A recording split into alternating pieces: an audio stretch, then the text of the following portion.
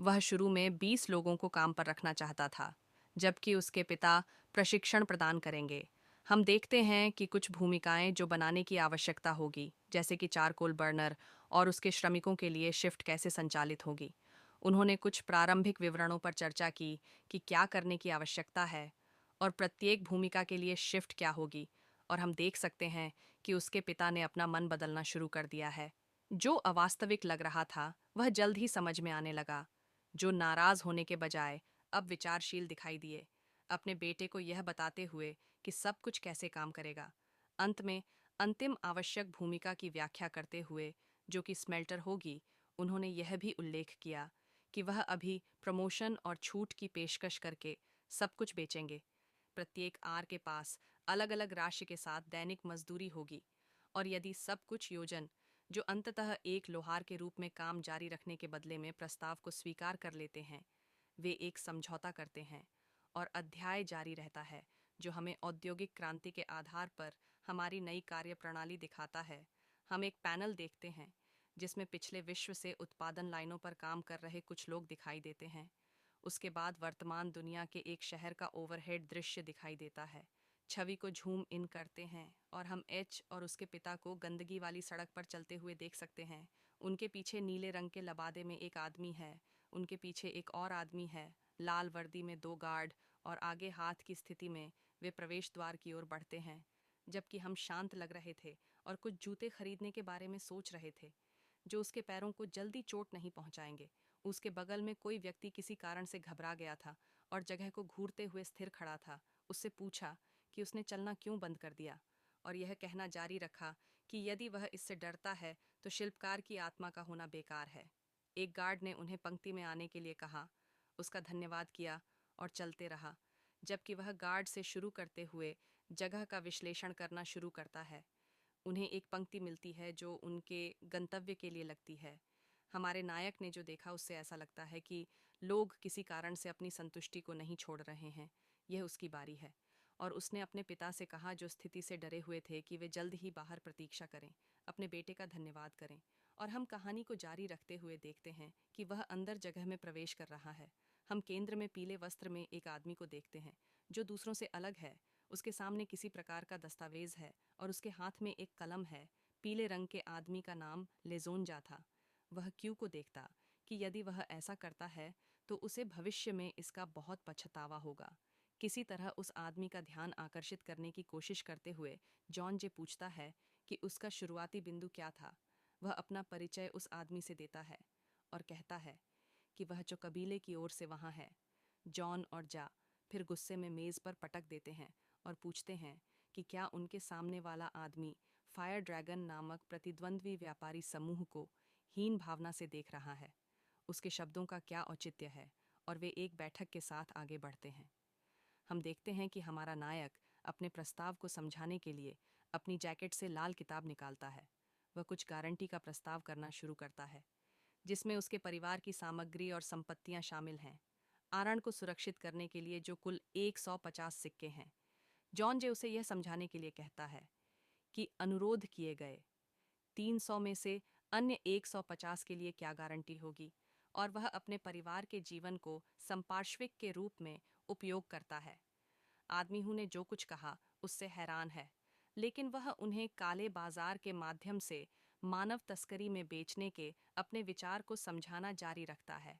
यह कहकर वह अंततः उस आदमी का ध्यान आकर्षित करता है जो यह महसूस करना शुरू कर देता है कि अपनी अनुनय योजना के साथ वह उस आदमी को उस पढ़ी हुई पुस्तक में निहित विचारों को दिखाता है जिसे उसने पहले निकाला था। जेन और जे गुस्से से प्रस्ताव पर विचार करना शुरू करते हैं, जबकि एचओए कहता है कि यदि वह प्रस्ताव को अस्वीकार करता है तो वह किसी अन्य प्रतिद्वंद्वी व्यापारी के पास जाएगा। जॉन जी उसके बातचीत कौशल से आश्चर्यचकित होते हैं और अपने जनरल को तुरंत 1000 चांदी के सिक्के लाने का आदेश देते हैं। फिर वह समझाते हैं कि अपने परिवार को गुलामों के रूप में बेचना उनके जीवन की कीमत होगी, आगे यह समझाते हुए कि यदि वह पैसे नहीं चुकाता है तो उसे बेच दिया जाएगा। हान अपनी किताब एक तरफ रख देता है, और जबकि जॉन जे धमकी भरे लहजे में कुछ और चीजें कहता है, हाँ, अपने पिता को छोड़ देता है। फिर पूछता है कि अगला कदम क्या है, और उसका बेटा जवाब देता है कि उनके घर के सामने नौकरी के उद्घाटन के साथ पहले से ही एक साइन बोर्ड लगा दिया गया है, यह देखने के लिए कि कितने लोग रुचि रखते हैं। इस साइन को देखने वह अपनी नौकरी में प्रबंधन और व्यवसाय शुरू करने का सपना देखता था।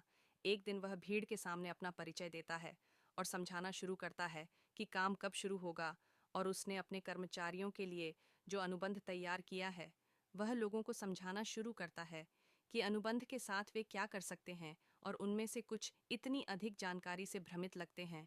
एच अपना भाषण जारी रखता है और उन्हें वेतन के बारे में जानकारी देता है कि अगर वे अधिक काम करते हैं तो उन्हें बोनस मिलने की संभावना है।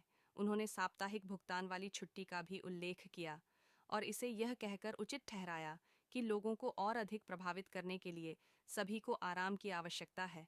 उन्होंने कहा कि अगर वे 30 किलो वजन बढ़ाते हैं और दैनिक लक्ष्य को पूरा करते हैं तो उन्हें 50% प्रदर्शन बोनस मिलेगा, और उन्होंने कहा कि साप्ताहिक छुट्टी के अलावा उनके पास मासिक छुट्टी भी होगी, और अगर उन्होंने अपनी छुट्टी के दिन काम करने का फैसला किया तो उन्हें दोगुना भुगतान किया जाएगा। बिना छुट्टी लिए उसे अगले साल के लिए 5 दिन की छुट्टी मिल जाती थी। वहां मौजूद हर कोई सुनकर हैरान रह गया, और इसी बीच हमारा नायक अपनी एक पुरानी नौकरी को याद करता है। वह उस सिस्टम के बारे में बताता है जिसका वह इस्तेमाल कर रहा है, और नौकरी में रुचि रखने वाले लोगों से गोपनीयता बनाए रखने के लिए कहता है। अगर लोग इस समझौते को तोड़ते हैं तो उन्हें कंपनी से निकाल दिया जाएगा। अंत में भीड़ ने उस अनुबंध की हर बात पर सहमति जताई जिस पर उन्होंने हस्ताक्षर किए थे। वह लोगों को नौकरी का प्रशिक्षण देने के लिए अलग करना शुरू करता है और यह सुनिश्चित करता है कि अगर वे एक दिन भी काम करें तो भी उन्हें भुगतान किया जाएगा। अपने कर्मचारी के साथ समझौता होने के बाद वह अपनी योजना को क्रियान्वित करता है, जबकि उसके पिता इस बात से चिढ़ते हैं कि लोग चीज़ों को यथासंभव सही तरीके से नहीं कर रहे हैं। अगले पैनल में हम व्यवहार में बदलाव देख सकते हैं। वह अधिक विनम्र दृष्टिकोण अपनाता है। वह अपने शब्दों का अधिक सावधानी से इस्तेमाल करते हुए अपने कर्मचारियों की प्रशंसा करता है। जाहिर तौर पर उसके बेटे ने उसे कुछ संचार तकनीक सिखाई थी जिससे गू को उस व्यक्ति पर गर्व महसूस होता है जिसने उसे सीखा था। वह अपने पिता से उत्पादन धीरे धीरे शुरू करने के बारे में बात करने के लिए कहता है, लेकिन वह उसे बताता है कि उस समय यह असंभव होगा। जल्द ही वह गुस्से से अपना चेहरा बदल लेता है और समझाता है कि सामग्री की गुणवत्ता अच्छी नहीं थी। उसका बेटा कहता है कि अगर वे ऐसा करते हैं तो कोई समस्या नहीं होगी। आदर्श से थोड़ा नीचे थे, लेकिन वह शिकायत करते हुए कहते हैं कि वे अभी तक वांछित गुणवत्ता के आधे तक भी नहीं पहुंचे हैं। केयू का कहना है कि उन्हें 20 तारीख को वेतन देने के लिए पैसे की ज़रूरत है, और अपने पिता को जल्द से जल्द शुरू करने के लिए दबाव डालने की कोशिश करते हैं। सब कुछ सुनने के बाद उनके पिता प्रशिक्षण खत्म करने के लिए 3 और दिन मांगते हैं, और एच कहते हैं कि यह अंतिम समय सीमा होगी। 3 दिन बाद हम एक अधिक कुशल उत्पादन लाइन देख सकते हैं। इस बार लोहे के साथ सामग्री बनाने की पूरी प्रक्रिया पूरी हो रही है। यह देखकर कि उन्होंने क्या बनाया है, उनके पिता अपने बेटे को देखकर हैरान हैं, जो यह सब सोचने में सक्षम था। हम उनके पिता के कुछ दृश्यों को देखते हैं जो वे पहले करते थे, और उसी कार्य पर अकेले बिताए समय को याद करते हैं। फिर पहला आइटम समाप्त हो जाता है, जिससे उनके पिता रोते हैं। इसे काम करते हुए देखकर, जीवन के खोए वर्षों को याद करते हुए, वह अपने बेटे से इसके बारे में बात करना शुरू कर देते। अब एच कई जोड़ी जूतों के साथ एक स्थान पर दिखाई देता है, और उसके हाथ में एक काला बैग दिखाई देता है, जैसे कि वह चल रहा हो। हम उसके आगे वर्कशॉप मैनेजर ल्यूसन को देखते हैं। दैनिक रिपोर्ट के साथ हम देखते हैं कि कंपनी के पास अब एक से अधिक भवन हैं जहां सामग्री का उत्पादन किया जाता है और प्रदर्शन मूल्यांकन अभी भी किए जा रहे हैं। वे कंपनी के प्रबंधन पर चर्चा करना शुरू करते हैं, जबकि हम वर्तमान कार्य क्षेत्र की दीवार को पुनर्गठित करते हुए देख सकते हैं, जो कबीले की कार्यशाला को 3 मंडपों में विभाजित किया गया है। मंडप में दिनों में हमें सबसे कुशल और अनुभवी कर्मचारी मिले, जिन्होंने सोन मंडप में बड़े और अधिक जटिल उत्पादों को संभाला था। वहां नए भर्ती हुए लोग थे जिन्होंने गिजेन नामक एक नवनिर्मित मंडप में सरल और छोटी सामग्री के उत्पादन का ध्यान रखा था, जहां वे कुछ वस्तुओं और परिवहन के साधनों जैसे गाड़ी और लोहे के पहिए का उत्पादन कर रहे थे। अब हम प्रबंधक ली को एच को सूचित करते हुए देखते हैं कि एक अतिथि 2 घंटे पहले आया था और उसका काम खत्म होने का इंतजार कर रहा था। हमारा नायक कहता है कि उसे पहले सूचित किया जाना चाहिए था और वह उस स्थान पर जाता है जहां हम जॉन जी को बैठे और अपनी चाय का आनंद लेते हुए देखते। बातचीत में हम मौजूदा स्थिति को उलटते हुए देखते हैं, जहां हाँ, अब उस व्यक्ति से चांदी के सिक्के मांग रहा है जिसने उसे अपना पहला आरण दिया था। भुगतान किया गया और हाथ में सिक्कों का बैग था। और तुच्छ मामलों के बारे में कुछ और बातचीत करने के बाद हम देखते हैं कि उन्होंने अंततः व्यापार के बारे में बात करने का फैसला किया। जंग प्रायोजकों के साथ एक समस्या के बारे में पूछता है जो अभी भी मौजूद हैं, और दीवार यह कहकर जवाब देती है कि उसे इस मामले के बारे में थोड़ा और सोचने की ज़रूरत है। उसने पूछा कि उसके पास समय की कमी के कारण सावधान रहना होगा और वह अग्नि ड्रैगन मर्चेंट के नाम का हमेशा के लिए उपयोग नहीं कर सकता है। वह समझाना शुरू करता है कि सीएच कबीले का व्यवसाय कैसे बढ़ गया था और लोगों को अंततः पता चल जाएगा कि वे आपूर्तिकर्ता थे। वह अधिकारियों की रेटिंग और पूछताछ की संभावना के बारे में चिंतित है। वह अपनी सस्ती सामग्री की वजह से जोंगजो को बताता है कि भविष्य में कबीले के साथ व्यापार करने पर उसे किन समस्याओं का सामना करना पड़ सकता है। हाँ, उसे यह कहकर शांत करने की कोशिश करता है कि अभी तक कुछ भी नहीं हुआ है, लेकिन उसके शब्द उस आदमी को समझाने के लिए काफ़ी नहीं थे। फिर डब्ल्यू अपनी लाल नोटबुक निकालता है जो लीन जा को परेशान करती है और बोलना शुरू करती है।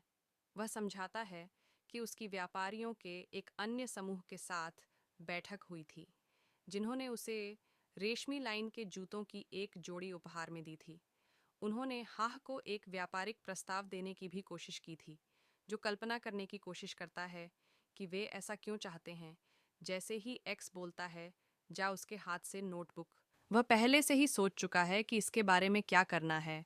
जो जोआन जा को आश्चर्यचकित करता है, वे बैंग नामक एक भगवान का उल्लेख करते हैं और कहते हैं कि वह उनके पक्ष में एक अच्छा समर्थक होगा, लेकिन सिर्फ एक कार्यशाला उस लक्ष्य को प्राप्त करने के लिए पर्याप्त नहीं होगी। फिर हा ने सिर्फ 1 महीने में अपने लाभ का खुलासा किया, जिसने एक बार फिर जॉन जय को आश्चर्यचकित कर दिया, जो हमारे नायक द्वारा कहे गए हर वाक्य से चकित लगता है। वह यह उल्लेख करके जारी रखता है कि उसका असली डर उन लोगों से निपटना है जो चौ कबीले के फोर्स को नीचे लाने का इरादा रखते हैं। फिर वह हमें लौह रक्त समूह के बारे में बताता है, जिसके पास बिना किसी निशान छोड़े और शाही कानून से मुक्त अपने दुश्मनों को खत्म करने के संसाधन थे। जो जॉन जा को अपना अंतिम निर्णय बताते समय अपनी उंगलियों को अपनी मेज़ पर चाय में डुबोता है। वह शाही परिवार के जनरल कुलों के शिष्यों से भरे समूह के बारे में बात एनी को अपना नया प्रायोजक बनाने के बारे में हम देख सकते हैं कि कुछ बिखरे हुए वाक्यांश अगली छवि को फ्रेम करते हैं कि नायक का वास्तविक लक्ष्य पूर्ण प्रभुत्व है। जे की कुर्सी फर्श पर गिर जाती है क्योंकि वह इसे पीछे धकेलता है और जो उसने सुना उस पर अविश्वास में खड़ा होकर पूछता है कि क्या यह वास्तव में संभव था। हम कुछ दिन पहले के एक दृश्य में जाते हैं जहां हम जंग बोंग सिटी हॉल में इन्हू के केंद्र में सांग जुई को पाते हैं, जहां कुछ तलवारबाज बात करते हुए दिखाई देते हैं। एच उस स्थान पर पहुंचता है और एक सफ़ेद बाल वाले आदमी से पूछता है कि क्या हो रहा था, जो एक लड़ाई के पीछे का कारण बताता है। जो लाल वस्त्र में एक तलवारबाज ने एक वेश्यालय पर कब्जा करने के लक्ष्य के साथ लड़ाई की घोषणा की। एच अब इस दुनिया में पहली असली तलवार लड़ाई देख रहा है जो उसके पिछले युद्ध के विपरीत थी। दो लड़ाके जोर से भीड़ की राय के बारे में कि क्या हो रहा था, यह देखते हुए कि वे इस लड़ाई से प्रभावित नहीं थे। वह अपना ध्यान वापस लड़ाई की ओर मोड़ता है जो सफ़ेद कपड़े पहने तलवारबाज के साथ जारी रहती है। अपने प्रतिद्वंद्वी की ओर कूदता है और हवा में नीचे की ओर वार करता है और ज़मीन पर उतरता है। वह लाल रंग के तलवारबाज की गर्दन पर निशाना साधते हुए दूसरी तलवार के साथ फर्श पर घूमते हुए अपना हमला जारी रखता है। उन्हें एक तीसरे व्यक्ति द्वारा बाधित किया जाता है, जिससे दोनों लड़ाके अपने नए प्रतिद्वंद्वी का बेहतर आकलन करने के लिए थोड़ा पीछे हट जाते हैं। सफ़ेद कपड़े पहने तलवारबाज कौन है जो उस पर अपमान करना शुरू कर देता है। फिर हम एक नीले रंग की वर्दी में एक आदमी को देखते हैं जिसके सिर पर एक रूमाल है जो दोनों को गायब होने के लिए कहता है, जिसका वे तुरंत पालन करते हैं। एच इन सब से और भी अधिक प्रभावित होता है, यह महसूस करते हुए कि उसे अपनी तरफ उस स्थान की कितनी आवश्यकता थी। हम एक नए पैनल पर लौटते हैं जहां हम एच और जेन इतने कम समय में इतना बढ़ जाता है कि वह यह भी पूछता है कि अगर होए सफल होता है तो आप उसके पुराने साथी को मत भूलना, और एक दोस्ताना लहजे में पूछता है कि क्या उसे इसके बदले में कुछ नहीं मिलेगा कि जंग जा चला जाता है। वह स्थान एच को विदाई दे रहा है, जो उसे सुरक्षित वापसी की शुभकामनाएं देता है। एच को लौटते देख कोई उसे सूचित करता है कि फोर्ज का प्रभारी व्यक्ति उससे मिलना चाहता था, क्योंकि प्रभारी व्यक्ति उसके पिता थे। वह यह जानने के लिए उत्सुक हो गया कि मामला क्या है या कुछ हुआ था। जब वह पहुंचा तो वह घुटने टेक गया और हम उसके पिता को बगल के दरवाजे से प्रवेश करते हुए देखते हैं। उसके हाथों में कुछ है जो उसे घुटने टेकने के लिए कह रहा है। वह अपने बेटे के सामने एक बैंगनी बॉक्स के साथ घुटने टेकता है, जिससे सीओए हर चीज़ के बारे में उत्सुक हो जाता है। वह समझाता है कि यह एक प्राचीन वस्तु है जो उनके कबीले में पीढ़ी दर पीढ़ी चली आ रही है, और यह एक अलौकिक वस्तु है जो कुलपति छुआंग दीक की थी। हालांकि उसके पिता इसकी पुष्टि नहीं करते हैं। वह कहते हैं कि उनके परिवार के कबीले के पूर्वजों में से एक वस्तु कबीले के अगले प्रतिनिधि को दी जानी थी। जल्द ही वह कहता है कि आज जब उसके पिता अपना बायां हाथ उस बैंगनी बक्से पर रखते हैं जिसमें अब वह वस्तु है जो नायक को विरासत में मिली थी, तो वह बाधित होता है। एच को आश्चर्य होता है कि क्या यह डेजा वू था, क्योंकि उसके पिछले जीवन में उसके पिता ने भी वही वस्तु उसे दी थी। उसके पिता उसे उस वस्तु को हमेशा अपने पास रखने के लिए कहते हैं, जो एक हार लगती है, जब तक कि वह इसे भविष्य की पीढ़ियों के लिए आगे ले जाने वाला अगला व्यक्ति न ढूंढ ले। यह उन लोगों का मिशन है जिन्होंने उस समय आकाशीय क्रिम्सन जेड प्राप्त किया है, जो यह महसूस करता है कि उसके साथ क्या हुआ, और वह एक पूर्वज के साथ शरीर की अदला बदली करने में कैसे कामयाब रहा। हम देख सकते हैं कि हार बोलना शुरू कर रहा है, जबकि इसके चारों ओर एक ओरा सर्पिल है। ऐसा लगता है कि एक से अधिक आवाज़ें बोल रही हैं, जैसा कि हम हार के अगले वाहक के बारे में बातचीत के साक्षी हैं। क्वॉट यह सुनकर चौंक जाता है और पूछता है। उसके पिता ने पूछा कि क्या क्रिम्सन जेड बात कर सकता है। ये सुनकर वस्तु ने पूछा कि क्या वह व्यक्ति उन्हें सुन सकता है और यह कैसे संभव हो सकता है। ये महसूस करते हुए कि वे बातचीत कर सकते हैं, वे आनंदित हुए, जबकि उनके पिता खड़े हुए और कहने लगे कि उन्होंने पहले भी यह अजीब सपना देखा था। उन्होंने अपने बेटे को चेतावनी दी थी कि वस्तु साधारण नहीं थी और आपको अपने दिल में तैयार रहना चाहिए, जिससे आप उनकी सलाह का पालन करेंगे। वह वापस रत्न की ओर देखता है, जो हा को चुप रहने के लिए कहता है, क्योंकि हम एक आदमी को पूरी तरह से बैंगनी वर्णक्रमीय आभा और लाल आंखों के साथ देखते हैं। यह ए उसके सामने प्रकट होता है और गुस्से से उसका नाम पूछता है। एच थोड़ा डरा हुआ अपने नाम के साथ जवाब देता है, बैंगनी आभा। ये कहना जारी रखती है कि अगर यह व्यक्ति उन्हें सुन सकता है तो इसका मतलब है कि उसकी आत्मा की ऊर्जा उसके वंशजों के साथ संरेखित हुई थी।